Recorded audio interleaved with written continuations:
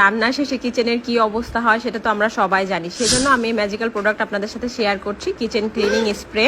দেখেন দুপুরে রান্না শেষে আমার চুলার কি অবস্থা। এই কিচেন ক্লিনিং স্প্রেটা বলতে গেলে বিজি লাইফের ইজি সলিউশন। জাস্ট খুব সুন্দর করে স্প্রে করে দিতে হবে, একটু শেক করে স্প্রে করে দিলে এটা কিছুক্ষণ রাখতে হবে এরকম। তারপরে ভেজা ন্যাকড়া দিয়ে এটাকে জাস্ট মুছে ফেললেই এত সুন্দরভাবে ক্লিন হয়ে যায়। আমি নিজেই করে এত অবাক হয়েছি যে এতটুকু তেল কিসটা ভাব ছিল না, একদম পুরোপুরি ক্লিন হয়ে যায়। একবার জাস্ট করলেই এত সুন্দরভাবে পরিষ্কার হয়ে যায়, মানে কোনো ডলাডলির কোনো ঝামেলা নাই। জাস্ট হালকা করে মুছে নিলেই, ভেজা কাপড় দিয়ে হালকা করে মুছে নিলেই আপনার চুলা একদম ক্লিন হয়ে যাবে। আমি আমার ইনফ্রারেড চুলাটা একটু দিয়ে নিচ্ছি। চুলার নিচে যেসব জায়গায় তেল কিসটে ময়লা হয়ে যায় সব জায়গায় একদম এক মুছাতে দেখেন কি সুন্দর গ্লেজ দিচ্ছে, একদম পুরা ক্লিন হয়ে গেছে।